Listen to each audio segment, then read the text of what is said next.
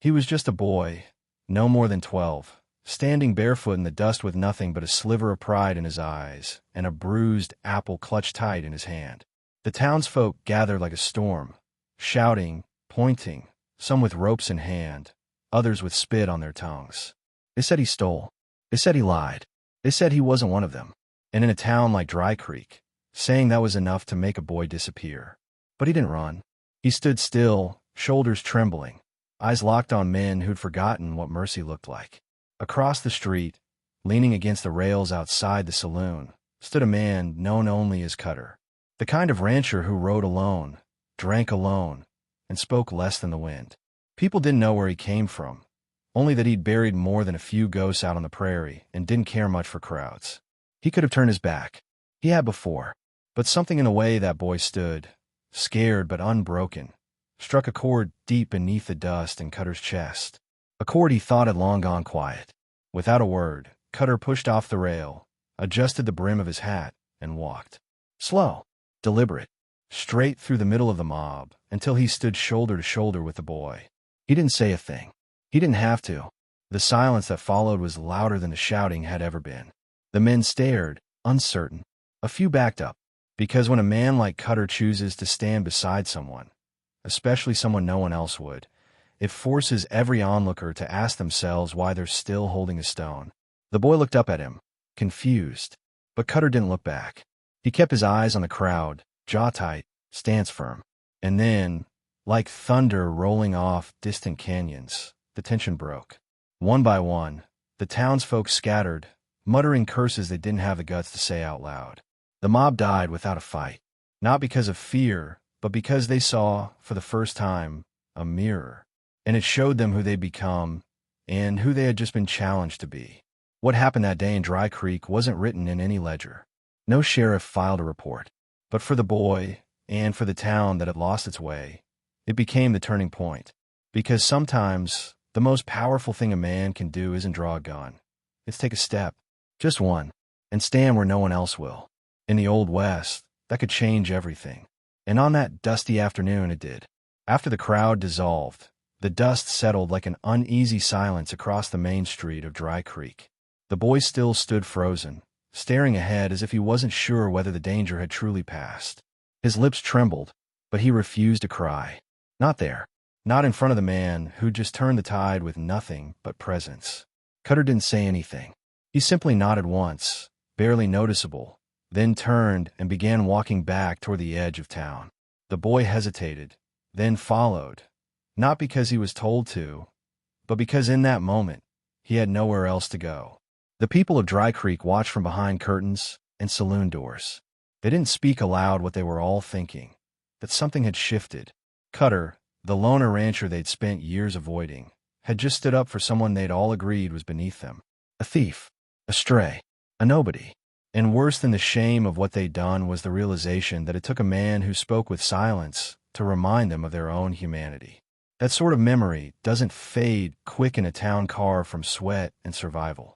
Cutter led the boy past the last row of buildings, down a dirt trail shaded by cottonwoods, until they reached the edge of his land, a modest cabin, 2 corrals, and a barn more skeleton than shelter. It wasn't much, but it was enough. He pointed to the well and handed the boy a tin cup. Drink. That was the first word the rancher spoke. The boy obeyed, gulping the cold water like it was gold. Afterward, he looked up, finally brave enough to speak. Why'd you help me? Cutter leaned against the well post, eyes scanning the horizon. Because I've seen that look before, he said, on a boy who didn't get help when he needed it. The boy swallowed hard, the meaning settling in deeper than the dust in his boots. Cutter didn't press. He didn't ask the boy's name, didn't ask where he came from. In the West, men often ran from the past, and Cutter knew some wounds healed better when left unnamed, at least for a while. That night, Cutter gave him a blanket and a spot on the porch to sleep. No questions, no promises, just a place to breathe. The coyotes howled in the distance, and the stars burned above them like ancient lanterns. The boy lay there, staring up, blanket pulled to his chin, and thought not about the mob, or the apple, or the fear, but about the sound of boots walking through dust, and how it had been the first time in his life someone chose to walk toward him, not away. By sunrise, the boy had already begun working. Not because Cutter asked, but because it felt right. He fetched water, swept the porch, and began clearing brush along the fence line. Cutter watched him from a distance, offering no praise but also no correction. That, in itself, was a kind of trust.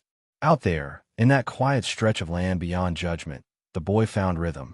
The swing of the axe, the scrape of the shovel, they gave him something the town never had: purpose. Days turned into a week, and still neither man asked the other for a story. Cutter offered the boy a place in the barn, a few words of direction, and half his meals. The boy offered work, respect, and silence. In the Old West, bonds weren't always built with confessions. Sometimes, they were forged in sweat and eye contact, in gestures too small for outsiders to notice but big enough to shift the soul. The boy, once called a thief, now cared for the horses like they were sacred. Cutter saw it, and that was enough. One afternoon, a rider came, Deputy Markson from town, known for his silver badge and rusted conscience. He dismounted slow, boots heavy on the dirt. "Sheriff wants the boy brought in," he said flatly. "Says he's got to answer for that apple." Cutter didn't look up from his saddle work. "He already did," he replied. "You want more, you talk to me." Markson hesitated. The last time a man challenged Cutter, he'd ended up with a broken jaw and a long ride home. "You're not his kin," the deputy said. Cutter finally looked up. "No, I'm something stronger." The deputy left, muttering under his breath, but he didn't return. Word began to spread, not just about the boy, but about Cutter's choice. And as stories do in the West, it twisted and grew. Some said the boy was his son. Others said he was a runaway outlaw under protection. A few whispered that Cutter had finally lost his mind, but none of them dared come to the ranch to find out. Because they all knew one thing: if Cutter had decided that boy belonged there, then no mob, no badge, and no lawman would cross that line. That night, as they sat by the fire sharpening tools and watching the smoke rise, the boy finally spoke the truth. "My name's Eli," he said, voice barely above the crackle. Cutter nodded. "That's a good name." It wasn't an embrace. It wasn't a promise. But in that simple exchange, something solid was born, not just between them, but within Eli himself. A name given, a name accepted. In a world that had only ever taken, it was the first thing truly his. And, somehow, that made all the difference. The following weeks passed like slow-moving clouds over open prairie, steady, quiet, and full of meaning between the lines. Eli grew stronger, his frame still wiry but steadier, sure. Cutter began teaching him the unspoken language of ranch life. How to read the wind by how the smoke leaned, how to know when a horse was lying about its limp, how to find water just by watching birds. They didn't call it learning. They just worked. And between those hours of silence and labor, something rare formed. Not just a bond, but a belonging neither of them could quite name. But peace in the West rarely stays for long. One hot morning, while mending a fence near the southern line, Eli spotted 3 men on horseback, dust-covered, mean-eyed, and unfamiliar. They didn't tip their hats or nod. They just stared, circled once, and rode off. Cutter appeared minutes later, eyes already sharp with instinct. Eli told him what he saw. "Drifters?" he asked. Cutter shook his head. "Scouts. Feeling out the land." The boy frowned. "For what?" Cutter looked out toward the distant hills. "Trouble," he said. "The kind that doesn't knock." That evening, Cutter cleaned his rifle. Not for show, but the way a man prepares for something he can't quite stop. Eli sat close, quietly watching. "You ever fight?" he asked. Cutter didn't look up. Enough to know what it costs. The fire crackled. The boy leaned forward. "Even when it's right." Cutter paused, then nodded. "Especially then." Those words sank deep, carving space inside the boy's chest where certainty used to be. He realized then that courage wasn't about shouting or fists. It was about carrying weight, of others, of moments, of what came after. A few days later, the drifters returned, this time with 5 more. They didn't approach the house, just camped on the ridge like coyotes waiting for darkness. Eli could barely eat. He watched Cutter carefully, looking for fear. But the rancher moved the same as always, slow, deliberate, with the kind of confidence that doesn't come from arrogance, but from having survived long enough to know when to stand and when to stay still. "You gonna make me leave?" Eli asked that night. Cutter looked him in the eye. I didn't stand beside you in town just to walk away now. And that was it. The moment the boy stopped being just a boy, something shifted in his spine, his voice, his breath. Because when someone chooses to protect you, not out of duty, but because they see you, they give you back the pieces the world tried to steal. Eli slept on the porch that night with a rifle across his lap, not out of fear, but out of loyalty. Not because he was told to, but because somewhere deep in the dust of his soul, he knew what was coming wasn't just Cutter's fight anymore. It was theirs. At dawn, the first sign of threat wasn't a gunshot. It was silence. The kind that sinks into your bones before your ears catch it. No birds. No wind. Just the heavy, quiet hum of something waiting to break. Cutter stood at the edge of the barn, eyes on the ridge. Eli was beside him, boots firm, jaw tight. The drifters were mounted now. 8 of them, maybe 9, all carrying the kind of weapons that didn't belong to ranch hands. One of them raised a hand. The others began their descent. They stopped 20 paces from the gate. Their leader, a grizzled man with a scar crossing his lip, called out, "We heard you're hiding a thief." His voice oozed with mockery. "And maybe a few debts of your own, Cutter." Cutter stepped forward, rifle in hand, but lowered. "Ain't hiding anyone," he replied. "But you might be standing where you shouldn't." The man grinned. "You gonna shoot over a boy?" Cutter's face didn't move. "I've stood for less." The standoff stretched like a rope pulled taut. Eli's hands trembled, but he held the rifle steady. He didn't want to shoot, but he would. Not for vengeance, not for pride, but for the man who had once stepped through a crowd just to stand next to him. That kind of loyalty doesn't bloom fast, but when it does, it's deeper than blood. The lead rider laughed again. "You got guts, old man. Let's see how long they last."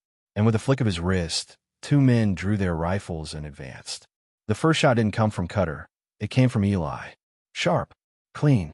The bullet hit the ground in front of the rider's horse, spooking it just enough to send the man sprawling. The second rider froze. Cutter raised his rifle and fired into the air. "Next one's real," he said. The message was clear. They didn't want war, but they weren't running. Not today. Not ever again. The drifters hesitated, weighed the risk, and finally turned back, muttering curses and empty threats as they vanished over the ridge. Afterward, the silence returned. This time, it wasn't heavy. It was earned. Cutter and Eli stood for a long while without speaking. Then Cutter reached out and placed a hand on the boy's shoulder. Not in praise, not in pride, just presence. The kind that says, "You did what you had to do, and now you know you can." And from that moment on, Eli wasn't just the boy who had once stood alone. He was the one who stood with. And in the Old West, there was no greater sign of manhood than that. After the riders disappeared beyond the hills, the land felt still, but not hollow. It pulsed with something sacred. Eli exhaled for what felt like the first time all morning. His hands were still shaking, but now it wasn't fear. It was something else entirely. Power, maybe. Responsibility. He had made a choice. And in that moment, he realized that standing for something, someone, didn't require age or permission. Just conviction. Cutter didn't say much that day. He didn't need to. His silence had become the boy's clearest lesson. That evening, as the sun bled across the sky, a few townsfolk rode up to the gate. Not lawmen, not trouble, just faces familiar from the crowd that had once turned on Eli. They came with food, a blanket, and quiet apologies too tangled in pride to say aloud. One of them, the old shopkeeper who'd accused Eli of stealing, stepped forward and offered a bag of apples. "Might be some of them bruised," he muttered, "but they're paid for this time." Cutter didn't look at the man. He just gestured toward the porch where Eli stood, arms crossed. "Give it to the one you owe." The old man walked over slow, removed his hat, and handed Eli the bag. "Didn't see you clear before," he said. "That's my shame." Eli nodded, accepted the gift, and said nothing. He didn't need to. In that single exchange, dignity returned to where it had been taken. Not through revenge, through restraint. And that's how real men earn respect in the West. Not by winning the fight, but by knowing when the fight is already over and letting it stay that way. As the others turned to ride back, one of them, a rancher named Harlan, lingered. "We was wrong," he admitted. "But you made us stop and look again." He pointed toward Cutter. Not just him. The boy, too. Eli heard it, and for the first time, didn't feel like a boy anymore. He felt like someone worth hearing. Someone who stood tall, not because others backed down, but because he didn't. And in the West, that kind of spine changes everything. That night, under a sky scattered with stars, Cutter and Eli sat on the porch, firelight dancing across their faces. Thought about running once, Eli said, even after you stood up for me. Thought I didn't deserve it. Cutter glanced over, voice low. Deserves a word folks like a twist. Out here, you're in a place by how you stand, not where you come from. Eli nodded. He understood now. His place wasn't given. It was made, step by step, stand by stand. And it had only just begun. Over the next few months, the seasons turned. Summer heat gave way to the crisp bite of fall, and with it, change took root, not in the land but in Eli. His hands grew calloused, his back stronger. He rode fences alone, mended gear without being asked, and spoke with the weight of someone who had known what it meant to be silent for too long. He wasn't Cutter's shadow anymore. He was something else entirely, a young man building himself from the ground up, forged not in ease, but in trial. Cutter watched him quietly. The old rancher never said the word proud, but when he handed Eli the deed to a corner of the land, 2 acres, a small rise with good grass and a view of the valley, Eli understood what it meant. You build here, Cutter said. Start something that's yours. Eli looked at the paper, then at the man who had given him more than shelter. Why? Cutter adjusted his hat. Because one day someone else will need what you needed. And when they show up, they'll need to find you already standing. Word of what had happened spread further than Dry Creek. In nearby towns, folks started telling the story of a loner rancher who stood beside a boy, and a boy who refused to stay small. Some retold it with gunfire that never happened. Others added names and details that never were. But the truth, the real truth, lived quietly on the land itself, in fence lines now straighter, horses now gentler, and the echo of voices once angry, now soft with reflection. Then, late one night, a rider arrived under cover of darkness. A young girl, no older than Eli had been when Cutter first found him, bruised, barefoot, and breathless. She didn't speak at first. She didn't need to. Eli saw it in her eyes. The same storm he once carried in his chest. Cutter was already on the porch, arms crossed, saying nothing. He looked at Eli, then nodded once. You know what to do.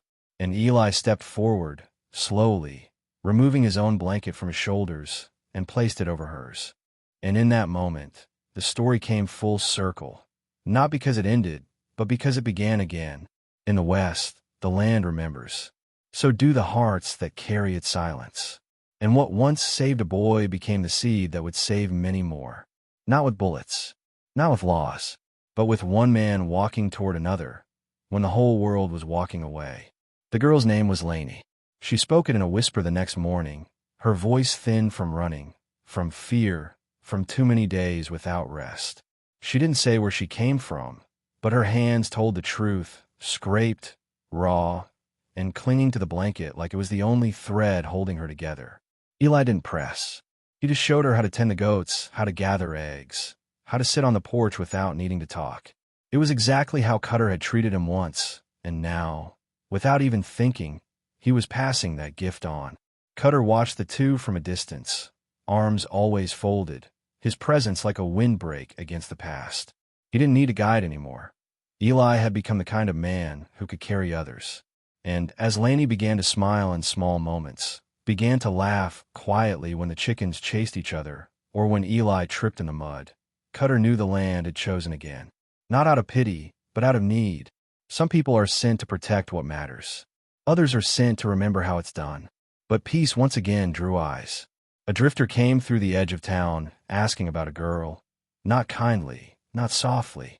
He flashed a scar and a smirk, and that was enough for word to reach the ranch by sundown.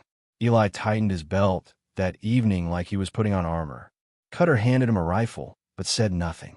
Lainey heard the whispers, saw the look in their eyes, and knew the time to run had passed. You're not alone anymore, Eli told her. You stand with us now. And she nodded, not as a girl rescued, but as one choosing to fight. The next day, the rider came. Not a mob this time, Just one man who thought fear could still bend people. He didn't make it past the gate. Eli stood there, Laney at his side, Cutter just behind them, silent and immovable. The man saw the line, saw the fire in their eyes, and realized this was not a place for threats. He turned without a word, spitting in the dust as he rode off, muttering something about soft men and hard land. But no one at the gate flinched, because strength doesn't always yell. Sometimes it just stands still. That night, Laney sat by the fire and said, "You didn't even know me." Eli looked up from the flames. "Didn't need to," he said. "I saw the same look in you that Cutter saw in me. That's enough." And she smiled, not like a child, not like someone hiding pain, but like someone who had finally been seen. And in the Old West, that was the difference between surviving and truly living. Time moved forward like the slow churn of the river that bordered Cutter's land. It didn't rush. It didn't ask for attention, but it carved everything in its path. Laney took to ranch life faster than either of them expected. She learned how to bridle a stubborn mare, how to read the sky for incoming rain, how to sit quiet and listen to what the land was saying before it ever made a sound. And just like Eli once had, she started to belong, not because someone gave her a place, but because she earned it. One day, Cutter handed her his old hat. "Too much sun out there," he said gruffly. She took it without question, placing it gently on her head. From that day on, she never worked without it. She didn't know then that it was the same hat he'd once handed to Eli during their first branding season, a symbol not of ownership, but of trust, the kind that's passed, not proclaimed. In a world where most things were taken, this was something offered, and that made it sacred. In town, the whispers had shifted again. People no longer spoke of Cutter as a loner. They called him the man with the boy and the girl, and not in jest. They spoke of a ranch that took in the broken and turned them into something unshakable. No one dared challenge it anymore. Some even sent their own children to help during harvest, hoping a little of that strength might rub off on their kin. And slowly, a legend began to form, not of violence or blood, but of kindness that didn't bend. Cutter, for his part, remained unchanged on the outside, still quiet, still sharp-eyed, still ready to rise if anyone stepped too close with the wrong intentions. But something in him had softened, and everyone around him felt it. He walked a little slower now, let the coffee boil a little longer in the morning. And in the way he looked at Eli and Laney, there was something new, peace. The kind of man doesn't find until he stops running from the fire and lets it warm him instead. And so the ranch grew, not in acres, but in story. A place where silence became sanctuary, where broken didn't mean weak, where one rancher's decision to walk through a mob changed the course of not just one life, but two, and maybe countless others still to come. Because in the Old West, there were many legends, but the ones that truly lived weren't the ones written in bullets. They were the ones written in footsteps beside someone who had none before. The first snow of the season came early that year, a soft white blanket that hushed the valley and painted the ranch in quiet beauty. Eli stood by the fence at sunrise, watching the horizon, Laney beside him wrapped in Cutter's coat. Neither spoke. They didn't need to. Their silence wasn't empty. It was full of all they had come through, full of all that Cutter had taught without ever raising his voice. And behind them, sitting by the fire with a tin of coffee and a worn-out blanket across his knees, Cutter watched the sky with the same steel-gray eyes he always had. He had grown slower, that was certain, his steps heavier, his hands stiffer, but his presence, that had only grown stronger. People still rode up to the gate for guidance they didn't know how to ask for. Townsfolk sent letters now, not out of necessity, but out of respect. The boy once hunted for an apple was now a name spoken with weight. The girl once shaking on a doorstep was now called the fastest rope hand this side of the ridge. And the man who once wanted nothing but to be left alone, he was the reason a place like that even existed. One night, around a fire that crackled against the wind, Laney asked Cutter a question she'd been holding for months. "Why'd you stand up for Eli that day? You could have kept walking." Cutter didn't answer right away. He stirred the embers with a stick, then said, "Because someone should have done that for me, and didn't." His voice didn't tremble. It never did. But the silence after spoke volumes. Laney looked at him, and for the first time, saw not just a rancher, but the boy he once was. Alone, untouched, until he made sure that would never happen again. Not if he could stop it. The next morning, Cutter saddled up without saying much and rode out before sunrise. Eli and Laney didn't worry. He often did that. Disappeared for a day or two. Thinking, writing. That was his way. But when dusk came and he hadn't returned, something in the air changed. Eli rode out first, with Laney close behind, and they found him under a cedar tree near the creek bed, his hat resting in his lap, his face calm, as if he were still watching the land he loved more than anything else. They didn't cry right away. They sat beside him, like he had sat beside them years ago, quiet, steady, present. Because when a man like Cutter leaves this world, the wind itself pauses, not out of grief, but out of respect. And the fire that had once started with one man walking toward a boy in the middle of a mob, it kept burning, not in the flames on the porch, but in the hearts of those who now stood for others, because one man had first stood for them. The winter that followed was harsh, but the ranch never felt warmer. Every board on the porch, every hoofprint in the mud, every ember in the hearth told part of the story of a man who never asked for legacy, and two souls who became it. Eli ran the land with the same quiet strength he'd learned through presence, not punishment. Laney taught the new hands how to tie knots, how to watch the sky for signs of weather, and, more importantly, how to treat each other like something mattered. They built a bench beneath that cedar tree where Cutter had made his final stop. Nothing carved, no name, just a simple place to sit and look over the valley. People came, not out of curiosity, but out of reverence. Some sat in silence. Others brought stories. Many just left behind something small, a coin, a feather, a stone, not as offerings, as remembrance, for the man who stood beside a child when no one else would, and who taught others to do the same, without ever preaching a word. Dry Creek changed too, slowly, thoughtfully. The sheriff enforced justice a little more evenly. The shopkeeper gave credit where he never used to. And every year, on the anniversary of the day the crowd had formed in that square, the townspeople walked in silence from the center of town to the ranch. Not to mourn, to remember. Not just Cutter, or Eli, or Laney, but the idea that kindness could be power, and that standing beside someone could be more legendary than any gunfight.